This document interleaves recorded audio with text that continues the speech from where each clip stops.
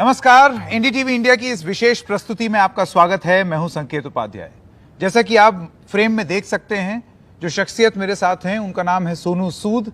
पिछले हफ्ते आपके घर में रेड हुई, इनकम टैक्स वालों ने रेड की और उसके बाद तमाम बातें बोली गई। चर्चा यह भी हुई कि क्या हम लोकतंत्र से रेड तंत्र होते जा रहे हैं, कि कोई आदमी अगर दान पुण्य का काम भी करेगा तो भी रेड हो जाएगी। क्या मकसद था उसके पीछे, क्या मकसद हासिल हुआ और सोनू सूद की क्या कहानी है, आइए वो जानते हैं। सोनू सूद हमारे साथ हैं। रेड की कहानी सोनू सूद की जुबानी।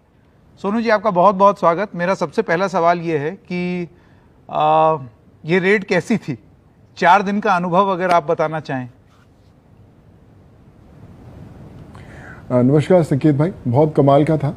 इनफैक्ट जब सब आए लोग, मैं उनको यही बोला कि सबसे स्मूदेस्ट और सबसे कमाल का एक्सपीरियंस होना चाहिए आपका।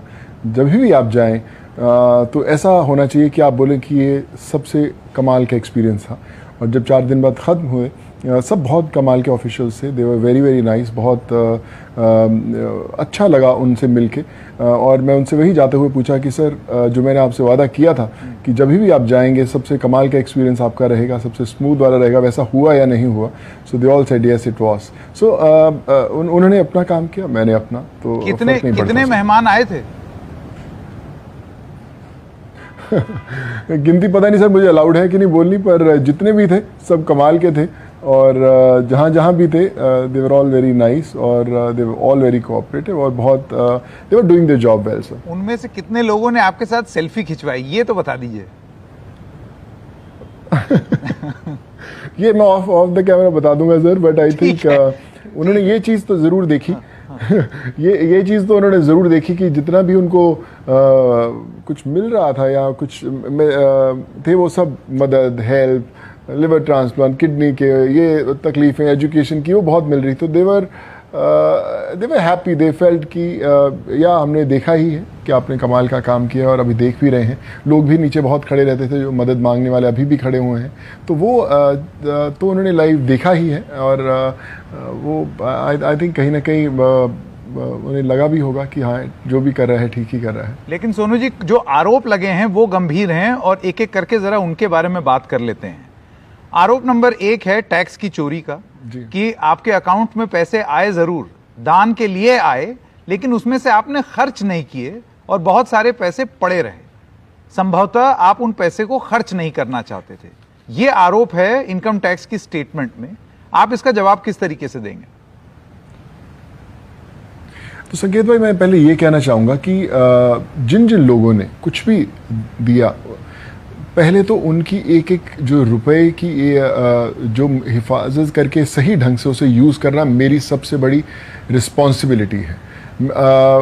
उसके अलावा मैं जितने ब्रांड्स एंडोर्स करता हूँ, जो भी मैं कुछ करता हूँ, मैं हमेशा उनसे रिक्वेस्ट करता हूँ कि आप उसका एक मेजर जो चंक है वो कोशिश कीजिए कि आप फाउंडेशन में दें, ताकि हम लोगों की मदद कर पाएँ। इसी तरीके से जब मैंने शुरुआत की थी वैसे ही हुआ था। लोग मेरे पास आते थे कि मैं आपको ऑनर करना चाहता हूँ। मैं बोलता कि नहीं, मुझे ऑनर मत करो, किसी ना किसी अस्पताल में पैसे दे दो, किसी ना किसी एजुकेशन स्कूल में दे दो, ताकि हम बच्चों को पढ़ा सके, उनके इलाज करा सके। बहुत लोगों ने किया ऐसे, और बहुत हम कई बार अस्पतालों में मेरे पैसे पड़े रहते थे कि किसी ने दिए हैं दान में, बोलता कि मैं भेजूंगा पेशेंट, और हम लोगों ने भेजा भी।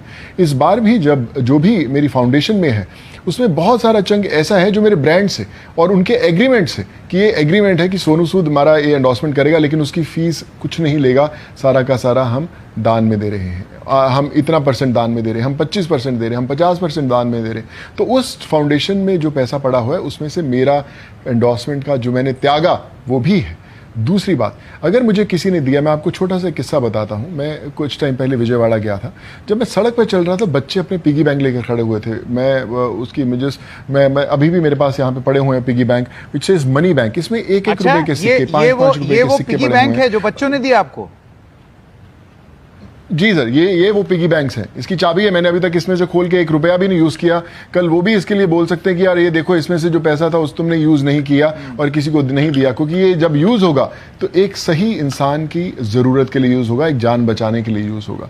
तो जो भी आता है सर मेरे पास, वो मुझे सोच समझ के खर्चना है, ताकि वो वेस्ट ना हो। जिस स्तर का हम लोग काम कर रहे हैं, उसको उस पैसे को खर्च करने के लिए सिर्फ 24 घंटे चाहिए आपको। अगर मैं 24 घंटे जो मेरे पास लोग आते हैं मैं उनकी मदद करूं तो 24 घंटे भी नहीं टिकेगा पैसा, लेकिन मुझे ये जो सफ़र है इसको लंबा करना है। और ये सफ़र कोई ये पैसा कुछ सालों से नहीं पड़ा हुआ, ये पैसा 3-4 महीने में है। 3-4 महीने में हमने 200,000 खर्च भी किया जो उन्होंने बताया। लेकिन अगर कोई फाउंडेशन के पास पैसा आता है, देश की किसी भी फाउंडेशन के पास पैसा आता है, तो उसे 1 साल 2 साल लगते हैं उस पैसे को खर्च करने में सही जगह पर। तो मैं हमेशा मानता हूं कि अगर आपने देखा है तो आपने ये भी देखा है कि एक इंसान जिसकी हमने मदद की, उसका हॉस्पिटल बिल से लेके, उसके मेडिकल रिपोर्ट से देके, उसके पैन कार्ड डिटेल से लेके कितना बिल किया, वो भी डॉक्यूमेंटेशन थी, प्रोवाइड की गई और प्रोवाइड करते रहेंगे। जो भी डोनर देश के किसी कोने में जिसने 1 रुपया भी दान किया होगा, विल मेक श्योर कि उसे पता चले कि वो उसका 1 रुपया किसके लिए गया हुआ है। मैं सोनू जी 2-1 चीजें जो देख रहा हूं, आपका ये कहना है कि ये वो पैसे हैं जो कि दान में मिले हैं, या आपने जो एंडोर्समेंट किए वो पैसा जो आपने दान में दे दिया है, ये वो पैसा है जिसको सही वक्त पर मैं खर्च करता, और इस वजह से इसको ऐसे ना समझा जाए कि आपने पैसा दबा लिया या गबन कर लिया। अब इसमें आपसे बात हो रही थी, आपने कहा बोद्दू लक्ष्मी आंध्र प्रदेश में थी, उन्होंने अपनी 5 महीने की सैलरी आपको दे दी। इसके अलावा कुछ छोटे छोटे बच्चे और थे जिन्होंने अपना गुल्लक तोड़ के 16,000 रुपए कुछ दे दिए। इस पर वसुंधरा राजे ने भी ट्वीट किया कि ये देखिए कितने दान पुण्य की बात है। तो आपको लगता है ये जो पैसा है और इस पर जो आरोप लग रहा है कि ये पैसा गबन कर लिया, वो इस तरीके से जुटाया हुआ पैसा है? संकेत भाई, दुख तो मैं कहूँगा दुख नहीं होता, मुझे लगता है ये जिम्मेदारी है, ये रिस्पॉन्सिबिलिटी है मेरी। छोटे बच्चों ने राजस्थान में जिन्होंने अपनी गुल्लक तोड़ी, आप सोचिए कि किस तरह की, हमने भी अपनी बचपन में गुल्लक में पैसे जमा किए, लेकिन हमारी इच्छा नहीं होती थी कि किसी को दे दें। उस समय शायद हमें पता भी नहीं था, जरिया भी नहीं पता था क्या करना है। लेकिन जब बच्चे पैसा जमा करते हैं उसके पीछे बहुत बड़ी इमोशन होती है कि हम ये सही जगह पर जाए, और एक विश्वास होता है। जैसे आपने बताया कि जो बोद्दू लक्ष्मी, एक अंधी लड़की ने 5 महीने की जो उसकी पेंशन मिलती थी सरकार से 15,000 रुपये वो दिए। मेरे लिए वो 15,000 15 करोड़ से भी ज़्यादा है। मुझे मेक श्योर करना है कि वो एक रुपया जो है सही जगह पे जाए। मैंने बीच में एक ऑक्सीजन प्लांट नेल्लोर में एक सरकारी अस्पताल को दिया था, उसका जो उद्घाटन किया था उस बोद्दू लक्ष्मी ने किया था, उस अंधी लड़की ने किया था जिसने 15,000 रुपये दान किए थे। उस ऑक्सीजन प्लांट के अंदर उसकी भी एक कंट्रीब्यूशन है। तो मेरे लिए वो लोग हैं मेरे साथ जुड़े हुए, मेरे साथ वो देश के वो लोग हैं जिन्होंने विश्वास किया कि ये एक इंसान है जो हमारी सोच को सही मदद में के जरिए लोगों तक पहुंचा सकता है, और उसी की कोशिश मेरी जारी है। और जैसा आपने बोला कि खर्च नहीं किया, ये 4 महीने की कहानी है, ये सालों की कहानी नहीं है। मुझे साल, 1.5 साल, 2 साल लगेंगे उसको खर्च करने में, और हर फाउंडेशन को लगते हैं। बिल्कुल। सोनू जी, क्योंकि आपने ये बात बोली है विश्वास की, जाहिर सी बात है ये लोगों का भरोसा है, विश्वास है और स्नेह है आपके प्रति। आपका कलकत्ता में, जैसे कि आपको याद होगा, पिछले साल हम लोग बात कर रहे थे, एक पंडाल बन गया आपके नाम से, उसके बाद आपके नाम पे मंदिर बन रहे हैं। ये लोगों का एक स्नेह है जो आपके प्रति, लेकिन स्नेह किस चीज पे टिका है? विश्वास पे। आपको लगता है इस रेड के बाद लोगों का विश्वास, क्योंकि आप पर रेड के बाद आरोप लगे हैं टैक्स चोरी के, आपको लगता है इस रेड के बाद भी वो विश्वास बरकरार है कि लोग आपको ज्यादा विश्वास करेंगे बजाय इसके कि अथॉरिटीज पे? सर, इसके बाद जो विश्वास है और बड़ा है। मैं जैसे लोगों को देखता हूँ, लोगों की इमोशंस देखता हूँ, वो कई फोल्ड मल्टीप्लाई हुई है। लोगों ने बोला है कि सर आप हमें बताएं कि हम और कैसे आपके साथ जुड़ सकते हैं, आप हमें बताएं कि हम लोग और क्या कर सकते हैं। मेरे घर के नीचे मैं 4 दिन जब नहीं उतर पाया, बहुत सारे लोग सो रहे थे घर के बाहर, अभी भी सो रहे हैं, अभी मैं जब जाऊंगा उन लोगों से मिलूंगा। उसमें बहुत सारे ऐसे लोग हैं जो और जुड़े कि हम बताएं सर, हम फाउंडेशन का कैसे हिस्सा बने, हम कैसे वॉलंटियर करें आपकी फाउंडेशन, कैसे मदद पहुंचाने जाएं। एक आवाज़ के ऊपर आप देश के संकेत भाई, जम्मू कश्मीर से कन्याकुमारी में किसी भी छोटे से छोटे जिले, छोटे से छोटे गांव, डिस्ट्रिक्ट जिसका नाम आपने और मैंने शायद नहीं सुना होगा, आप बोलेंगे हम लोग वहाँ मदद पहुँचा सकते हैं। ये मेरी ताकत नहीं, मेरे उन वॉलंटियर्स या उन चाहने वालों की ताकत है जिनका वो विश्वास बड़ा मेरे ऊपर बना है। जो जिम्मेदारी मेरे कंधों पर पड़ती है, जब मैं उनके कंधों पर डालता हूँ, दे मेक श्योर कि वो पूरी हो। आई थिंक वो ये जिम्मेदारी और विश्वास का रिश्ता है जो और मजबूत हुआ है। जी, एक आरोप और है और मैं उस पर आपका कमेंट चाहूंगा कि बहुत सारे विदेश से दान आया और उस पैसे में घपला हुआ, यह भी एक आरोप है। इसका आप जवाब किस तरीके से देंगे कि एफसीआरए गाइडलाइंस का उल्लंघन हुआ, तमाम और चीज? सर बड़ी सिंपल सी चीज़ है संकेत भाई। एफसीआरए जो दर्शक हमारे सुन रहे हैं वो ये है कि अगर मेरी फाउंडेशन के पास एफसीआरए नहीं है या किसी के पास नहीं है तो विदेश से पैसा ला ही नहीं सकते। हम भी विदेश से कोई पैसा नहीं लेके आए। मेरी फाउंडेशन के अंदर 1 रुपया भी किसी ने, ये जो जिस प्लेटफॉर्म की बात कर रहे हैं उससे नहीं आया है। मेरे पर्सनल पर किसी के पास 1 रुपया भी नहीं है। एक मिलाप करके बहुत कमाल का प्लेटफॉर्म है जो हज़ारों जानों को बचाता है। आप, मैं, हर किसी को बचा सकते हैं। आप अगर संकेत भाई या आप बोलते हैं कि मेरा वॉचमैन है, मैं उसके बच्चे की पढ़ाई की मदद करना चाहते हैं, तो आप भी उस प्लेटफॉर्म पर जाकर वो फंड रेज कर सकते हैं, विदेश में रेज कर सकते हैं। लेकिन आपको पैसा कभी नहीं मिलेगा, वो सिर्फ उस वॉचमैन के बच्चे को मिलेगा पढ़ाई के लिए, जो सीधा वो प्लेटफॉर्म उसके अकाउंट में ट्रांसफर करता है। हमारे सूद फाउंडेशन के अंदर भी हम 1 रुपया नहीं ले सकते। हमने वो जो प्लेटफॉर्म था विदेश में इसीलिए था कि हम जिन लोगों की मदद करना चाहते हैं आप उसमें डालिए, और वो जो प्लेटफॉर्म है वो डायरेक्टली अस्पतालों में कोविड पेशेंट्स के लिए या जो भी किसी मेडिकल सप्लाई के लिए या किसी के एजुकेशन के लिए, जिन बच्चों के माँ बाप नहीं रहे उनकी पढ़ाई के लिए, वो पैसा directly schools, directly hospitals, directly colleges में जाता है। तो हम लोग उसको नहीं छू सकते और कोई भी नहीं छू सकता। तो फिर एफसीआरए का तो प्रॉब्लम ही नहीं हुआ, क्योंकि जब मैंने लिया ही नहीं तो प्रॉब्लम क्या हो। और दूसरी बात, वो पैसा अभी भी विदेश में ही है, वो उसी अकाउंट में है, वो हिंदुस्तान में कभी लाया ही नहीं गया, उसी अकाउंट में है। और हम लोग उन्हें प्रॉपर ईमेल, डॉक्यूमेंट्स और सब डिटेल्स भेजते हैं कि आप इसको, इस पर्टिकुलर पेशेंट को मदद कीजिए, आप नागबाबू को आंध्रा में इसको ये तकलीफा मदद कीजिए। वो पूरे डिटेल्स डॉक्यूमेंट मांगते हैं। जब वो पूरे सेटिस्फाई होते हैं तब वो अस्पताल में या उस पेशेंट के लिए इलाज के लिए खर्च होता है। तो जब मैंने लिया ही नहीं तो उल्लंघन किस बात का? नहीं सोनू जी, तो ये सारी चीजें आपने जो जांच करने आए थे मेहमान, उनको बताया क्या? उनको इस प्लेटफॉर्म के बारे में पता था? क्योंकि ये प्लेटफॉर्म अगर आप कह रहे हैं पब्लिकली अवेलेबल है तो उनको जानकारी भी होनी चाहिए इसकी। बिल्कुल थी जानकारी, उन्होंने देखा भी और उनको सारे डॉक्यूमेंट्स भी दिए गए। हमने एक एक इंसान जिसकी मदद की है उस प्लेटफॉर्म के जरिए, एक एक इंसान का फ़ोन नंबर, उसकी पैन कार्ड डिटेल्स, उसका हॉस्पिटल बिल्स, उसके सारे मेडिकल रिपोर्ट्स, उसके सारे एजुकेशन रिपोर्ट्स, उसके सर्टिफिकेट्स, एक एक चीज़ हमने सबको प्रोवाइड की है।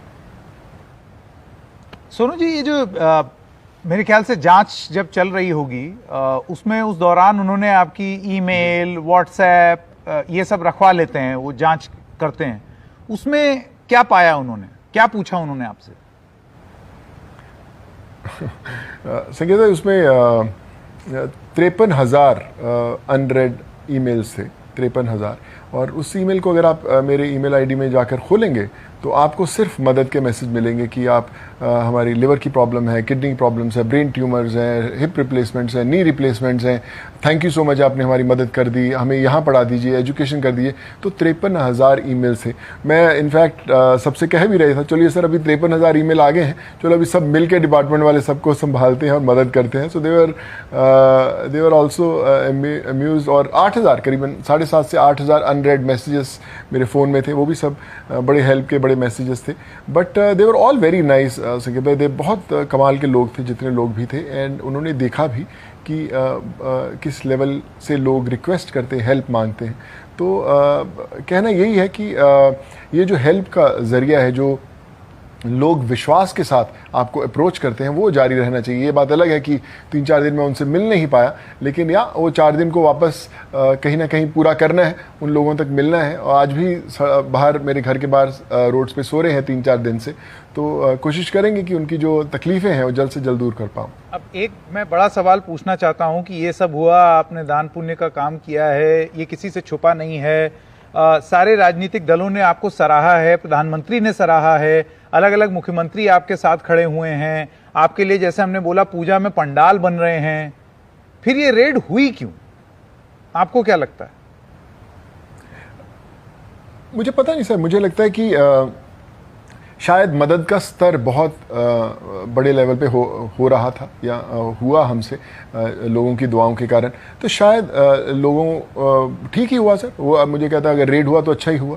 जिन लोगों के सवाल थे, बड़े लोगों के सवाल रहते होंगे कि इतना कैसे मदद कर पाता है लोगों की, तो अभी जब सब चीज़ें सामने आएंगी, ऑनरेबल ऑफिसर्स सब रखेंगे, देखेंगे और हमें आज सुनेंगे, तो उन्हें पता चलेगा किस तरह से मदद होती है। फाउंडेशन में हम एज एन एक्टर जब काम करते हैं, ये ज़रूरी नहीं है कि हम अपने लिए काम करें। आप या कोई भी प्रोफेशन में है, अगर आप बोलें कि यार आप काम कीजिए, मुझे मत पैसा दीजिए, आप किसी की मदद कीजिए, तो सामने वाला अगर आपको 1 रुपया देना चाहता है, शायद आपको 1.5 या 2 रुपये देना चाहेगा, क्योंकि ये खुद अपनी सेक्रीफाइस करके मदद कर रहा है। तो आई थिंक ये चीज़ें मैसेज लोगों तक जाने बहुत ज़रूरी है कि क्यों हो, पर अगर हुई तो कोई बात नहीं, उन्होंने अपना काम किया, मैंने अपना काम नहीं किया। कहीं ऐसा तो नहीं है कि वो आप अभी कुछ महीने भर पहले जो दिल्ली में अरविंद केजरीवाल के साथ दिख गए, देश का मेंटर बनने की जो आपने कोशिश की, शायद उस वजह से ये था कि ज्यादा राजनीति में आने की जरूरत नहीं है?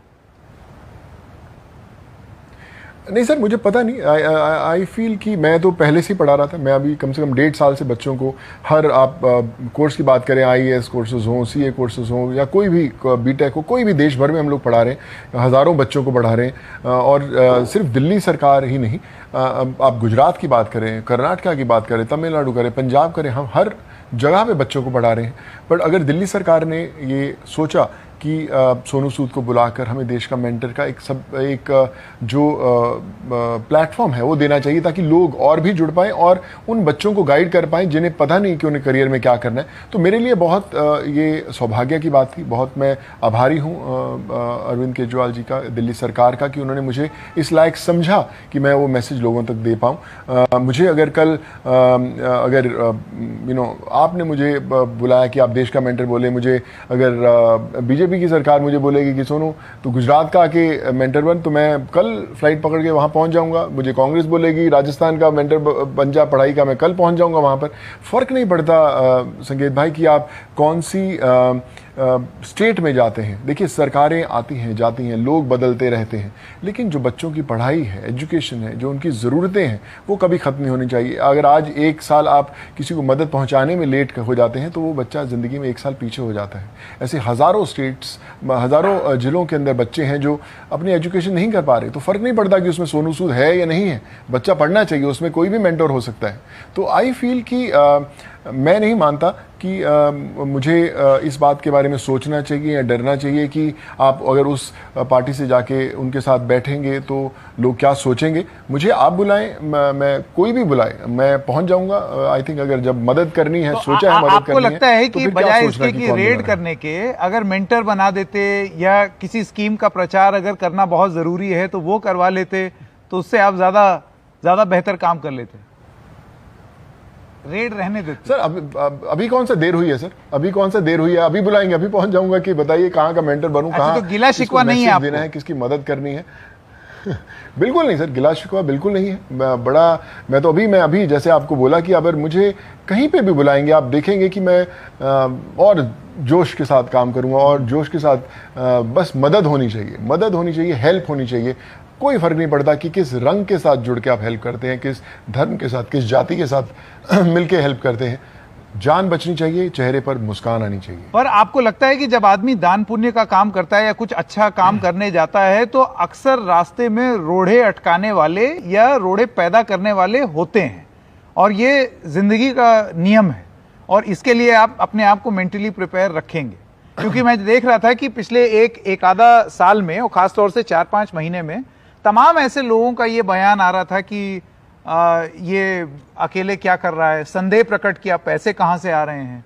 और अभी हाल फिलहाल जब रेड हुई तो कुछ हमारे कार्यक्रम में कुछ लोगों का बयान भी था कि भाई दान पुण्य करने वाला जरूरी थोड़ी है कि फ्रॉडियर ना हो, दान पुण्य करने वाले भी फ्रॉड कर सकते हैं। इस तरीके की बातें सामने आ रही थी। तो आपको लगता है कि क्योंकि आपने ये ऐसा काम किया है, भला का काम किया है, तो इससे आप कुछ लोगों की नजरों में बुरे निश्चित बने?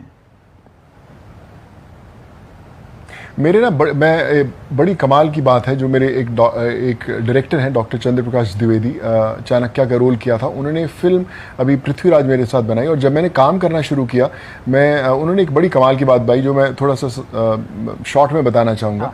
उन्होंने बोला था कि पाप के 4 हथियार होते हैं सोनू। पहला हथियार होता है अपेक्षा, कि जब आप अच्छा काम करने जाते हो तो लोग आपसे बोलते हैं कि इसकी क्या अपेक्षा है, क्यों ये कर रहा है, इसको कुछ चाहिए, कुछ इसको राजनीति में आना है, कुछ ये करना है, वो करना है। तो लोग अपेक्षा के बारे में सोचते हैं। तो जो आदमी अच्छा काम करता है वो बोलता है कि मुझे काम करना ही नहीं, लोग मेरे पे, मैं अच्छा काम कर रहा हूँ, लोग मुझे बोलते हैं कि यार इसकी क्या अपेक्षा है, तो काम छोड़ देता है और पाप का पहला हथियार जीत जाता है। कुछ लोग आप उसको पार कर देते हैं तो पाप अपना दूसरा हथियार फेंकता है जो है निंदा, जो आपकी निंदा होनी शुरू होती है कि आप कहाँ से ऐसे लोग आ गए, अचानक ये जाग पड़ा, अचानक महात्मा बन गया, कुछ नहीं कर सकता। तो लोग जो अपना काम होते हैं वो भी छोड़ देते हैं और पाप अपने दूसरे हथियार से जीत जाता है। और तीसरा हथियार होता है हत्या, कि गांधी जी को गोली मिल गई होगी, ईसा मसीह को सूली मिल गई होगी, या आपके कैरेक्टर की असैसिनेशन होती है, आपके चरित्र के ऊपर चरित्र हत्या करते हैं। तो लोग छोड़ देते हैं अपना काम कि यार मैं तो अच्छा काम करने लगा और देखो इन लोगों ने मेरे पे उंगली उठानी शुरू कर दी, इन लोगों ने मुझे ये सब बोलना शुरू कर दिया और मैं अपना काम छोड़ के मैं अपना जहां था वो ही खुश था। तो पाप अपने तीसरे हथियार से जीत जाता है और कुछ लोग उसको भी तोड़कर आगे बढ़ते हैं और वो होता है आखिरी जो है श्रद्धा, जो पाप का सबसे अभेद हथियार होता है कि लोग आपको भगवान मानने लगते हैं और आप बोलते हैं कि बॉस मैं तो भगवान हूं, मैं क्या अभी काम करूंगा, बस मैं दूर से ही प्रवचन करूंगा। और जो आप अच्छा काम कर रहे होते हैं वो रुक जाता है और पाप अपने चौथे हथियार से जीत जाता है। तो ये है श्रद्धा। तो आप पार कर चुके हैं ये सारे हथियार हैं। मैं नहीं सर, आई थिंक किसी न किसी हथियार के पास चल रहा हूं, कोई ना कोई, कई बार पहला हथियार आ जाता है, कई बार तीसरा हथियार फेंक देते हैं। सो आई थिंक मैं हर रोज एक्सपीरियंस करता हूं अपने साथ। आप मान के चल रहे हैं कि ये होगा, आप मान के चल रहे हैं, आप कितने मजबूती से इन हर्डल्स को पार करने के लिए तैयार हैं? सर हर्डल्स तो तभी से आ रही हैं जब ये काम शुरू हुआ था। लोगों ने बोला भी मेरे बारे में, आज भी बोलेंगे, अच्छा भी बोलेंगे, बुरा भी बोलेंगे, फर्क नहीं पड़ता मुझे, मैं रुकने वाला नहीं हूं सर, मैं तो करता ही रहूंगा काम। आप मुझसे 1 साल बाद भी जब हम इंटरव्यू करेंगे तभी भी आपको मुझे, आप इसी कुर्सी पे पाए मिले देखेंगे मुझे और मैं ऐसे ही काम करता रहूँगा। तो ये तो मैं नहीं रुकूंगा सर। और आई थिंक बोलते हैं ना कि थमने के लिए शुरू नहीं हुआ था, अभी तो शुरुआत है। नहीं, लेकिन ऐसा है सोनू जी, जाते जाते मैं आपसे सवाल ये पूछना चाहता हूं कि अक्सर एक आरोप ये लगता है कि ये बहुत ज्यादा राजनेताओं के बीच में घूमता है, ये चमकने की ज्यादा कोशिश कर रहा है, ये खुद भी राजनीति में आना चाहता होगा, लगता है पॉलिटिकल एम्बिशंस हैं। तो मैं आपसे सीधे सीधे पूछ दिए देता हूं, राजनीतिक अभिलाषा है या नहीं है, और क्या राजनीतिक अभिलाषा होना बुरी बात है? सर राजनीति बहुत कमाल की चीज है। अगर कमाल के राजनेता होंगे तो देश कमाल का होगा, जनता सुखी होगी, ये बहुत कमाल की चीज़ है। जो हम लोग हमेशा, जब मुझे कुछ लोग बोलते थे तो कि राजनीति में जाना नहीं चाहता, ये इट्स अ डर्टी गेम, तू इस लायक नहीं बना हुआ, you need to be thick skinned and all. तो मैं बोलता था मैं कहाँ जाना चाह रहा हूँ, मैं जो कर रहा हूँ बढ़िया कर रहा हूँ। अगर लोग मुझे खींचना चाहते हैं कि चल बॉस आओ, तुम जैसे लोगों की ज़रूरत है आप करो, तो मुझे लगता है कि जब मैं उसके लिए तैयार होऊंगा मेंटली, तो मैं छत पे जाके खड़े होकर जोर से बोलूंगा कि हाँ मैं तैयार हूं और आऊंगा, आई विल गिव माई 100%। और मैं जो भी काम करता हूं, जो मेरे दोस्त हैं, जो मेरे मित्र हैं, जो मुझे जानते हैं, आप मुझसे जो भी काम कराएंगे मैं उसमें 100% दूंगा। मैं पता नहीं, मैंने आपसे कभी शेयर किया नहीं किया, मुझे 2 दफ़ा राज्यसभा सीट ऑफर हो चुकी है कि आप आइए कीजिए, बड़ा प्लेटफॉर्म मिलेगा, आप और अच्छा कमाल काम कर सकते हैं। पर मैं मेंटली तैयार नहीं था। मैंने बोला कि अभी शायद मैं तैयार नहीं हूं। ये ऑफर कब आया? जब तैयार होऊंगा तो अभी आया, हाल फिलहाल? सर इस कोविड के अंदर भी आ चुका है सर, करीबन 6 महीने पहले भी आ चुका है, कुछ महीने पहले इस दौरान आया, लेकिन मेंटली तैयार। सोनू जी किसने दिया offer? Ruling party, opposition party, एक ही पार्टी या अलग अलग पार्टी? ये अलग अलग पार्टियों से था सर, दोनों से, लेकिन मैं आपको बताऊंगा, मे बी ऑफ कैमरा कभी बता दूंगा। आई डोंट नो कि whether I am suppose to tell this also और not, but you know I thanked them. मैं उनसे हाथ जोड़कर धन्यवाद बोला था कि ये बताइए आपने बोला क्या उनसे? लायक हूं। आपने रिजेक्ट तो कर ही दिया है, ये तो अब साफ लग रहा है इस इंटरव्यू से, लेकिन क्या बोल के आपने मना किया? मुझे ऐसे बोला गया था कि ये अच्छा होता है करने के लिए, आप जो करें। मैंने उनसे एक चीज़ बोली थी कि मैं कभी भी किसी के अगेंस्ट बात नहीं करूंगा। फर्क नहीं पड़ता मैं किस पार्टी से हूं, मैं किसी के बारे में बुरा नहीं बोलूंगा, चाहे वो सामने वाली पार्टी आपके लिए बुरा कर रही है और मैं आपके साथ हूं, लेकिन मैं सामने वाले के लिए कभी बुरा नहीं बोलूंगा। तो आपको अच्छा नहीं लगेगा तो आप बोलोगे भग जाए यार यहाँ से, तो मैं अगर आऊँगा तो डे 1 से रेजिग्नेशन साइन करके आऊँगा कि जिस दिन आपको अच्छा नहीं लगा कि मैं ठीक नहीं करता तो मैं आपको पकड़ा दूंगा रेजिग्नेशन की, बहुत सी मेरी दुनिया नहीं, मैं तो जा रहा हूँ यहाँ से। तो ये चीज़ें मैंने बोली थी, लेकिन बोलने के बाद भी देवर ऑल हैप्पी के साथ। बहुत कमाल है, बहुत कम लोग होते हैं जो ऐसा सोचते हैं, पर लेकिन फिर भी जो आपने काम किया है उसके लिए आप डिज़र्व करते हो। बट मुझे ऐसा लगा संकेत भाई कि मैं शायद तैयार नहीं था, वो मुझे किक नहीं मिल रही थी। मैं अभी भी कई बार बात करता हूँ, लोग बोलते हैं कि आप आना चाहते हो, मैं बोलता हूँ कि जिस दिन मुझे किक मिलेगा, मुझे लगेगा कि करना है तो मैं आऊँगा। हाफ हार्टेडली शायद मैं वो काम पर आप रूल आउट नहीं कर रहे हैं, मतलब अगर भविष्य में ऐसा बन पड़ा और जब आप तैयार हो गए, अब आप रूल आउट नहीं कर रहे हैं और आप कह रहे हैं डंके की चोट पे मैं ऐलान करूंगा कि भाई आ रहा हूं राजनीति में। मैं बिल्कुल सर, मैं बिल्कुल रूल आउट नहीं कर रहा हूं। मैं बहुत रिस्पेक्ट करता हूं सब पॉलिटिशियंस की। मैं कहता हूं कि वो हैं तो हम हैं, अगर आप उनका हाथ बांट सकते हैं तो कमाल की बात है, लेकिन जब आप तैयार हों तब। मैं हाफ हार्टेडली कभी नहीं आऊँगा, लेकिन मुझे पता नहीं मेरे भविष्य में क्या लिखा, मुझे पता नहीं था कि मैं कोविड में इतना काम कर पाऊंगा, पर तय था, भगवान ने सोचा कि तेरे हाथ से करवाना है, हो गया। कल अगर आज से 2, 4, 5, 10 साल बाद किसी ने, अगर भगवान ने तय किया होगा कि सोनू के हाथ से इस तरीके से काम करवाना है, या इसको राजनेता बना के करवाना है, या इसको सोशल वर्कर बना के कराना है, तो वैसे ही करवाएगा। मेरे बस में कुछ नहीं है, मैं तो I will be just be following my destiny. So अभी भी वही कर रहा हूँ जो मुझे ऊपर वाले ने रास्ता दिखाया, उस पर चलने की कोशिश कर रहा हूँ। मेरा आखिरी सवाल आपसे सोनू जी वो ये है कि आप मानते हैं कि ये रेड आपके रास्ते में रोड़ा अटकाने की एक कोशिश थी, हाँ या ना? बिल्कुल नहीं मानता सर, मैं नहीं मानता कि बिल्कुल रोड़ा थी, क्योंकि मैं तो चलने ही वाला हूँ सर। गिरूंगा भी, फिर वापस खड़ा हो जाऊंगा, फिर चल पड़ूंगा, फिर गिरूंगा, फिर वापस खड़ा हो जाऊंगा, चल पड़ूंगा। तो मैं जैसे बोला कि मैं थमने के लिए नहीं चला था सर, ये प्रोसेस है। और मैं बहुत ह्यूमिलिटी के साथ एक्सेप्ट करता हूँ कि वो अपना काम बहुत कमाल तरीके से करते हैं, बहुत सही तरीके से करते हैं। लेकिन अगर किसी के पास कोई सवाल है तो उसका जवाब देना मेरी ड्यूटी है। ऐसा आप कह रहे हैं एक तरीके से उन्होंने आपका भलाई कर दिया कि जो है वो स्पष्ट रूप से अब सामने आ गया कि भाई देख लो इतने पैसे हैं, ये आए। बिल्कुल बिल्कुल सर, मैं कहता हूं कि चलो शायद वो सब जब देखेंगे अब तो उनको लगा होगा कि कमाल का काम कर ही रहा है यार, करने दो, लड़का अच्छा है ठीक ठाक कर देगा, और 2 4 10 जाने बचा देगा। ये मुझे अच्छा लगता है। ठीक है सर, अच्छा है। और ये बड़ा पंजाबी बेबाक तरीका है आपका मोगा वाला कि एकदम धड़ाक से बोल दो। मैं आपसे ये पूछना चाहता हूँ, लास्ट क्वेश्चन, बहुत देर लंबी बात हुई और आपने दिल खोल के बात की सोनू, हमेशा की तरह। कल को इस सब के बावजूद अगर प्रधानमंत्री फोन करें और बोलें सोनू जी मेरी एक स्कीम है जिसमें मैं चाहता हूं कि आप उसके ब्रांड एम्बेसडर बन जाएं, बनेंगे या नहीं? जी, दौड़ के जाऊंगा सर। मैं हमारे जो प्रधानमंत्री हैं नरेंद्र मोदी जी, मेरी आप अगर पुरानी इंटरव्यू देखेंगे तो उसके अंदर भी मैंने बोला था ही इज़ माय फेवरेट। मैंने अगर आप रिकॉर्ड्स में जाके देखें जब हो, तो अगर मुझे बुलाएंगे मैं दौड़ा चला जाऊंगा। मैं बोलूँगा सर बताइए किस दिशा में आवाज़ उठानी है, किसके लिए आवाज़ उठानी है, क्योंकि अगर उन्होंने कुछ बनाया होगा तो डेफिनेटली किसी के भले के लिए बनाया होगा, और मैं भी उनके साथ जुड़ के अगर वो और ज़्यादा लोगों तक हम पहुँच पाएँ, ज़्यादा मुस्कानें ला पाएँ, तो I think it will be an honour for me and I am always a phone call away. तो ये माने कि जैसे कहावत है ना, डर के आगे जीत है, तो सोनू सूद के मामले में रेड के आगे जीत है। जी बिल्कुल सर, जीत है। और आप देख ही रहे हैं, आपके सामने बैठा हूँ, नया पन्ना पलटा है और इसमें चलते रहेंगे। जर्नी विल कंटिन्यू और सफ़र लंबा है लेकिन तय भी हो ही जाएगा सर। चलिए, बहुत बढ़िया। सोनू सूद, आपका बहुत बहुत धन्यवाद हमसे बात करने के लिए।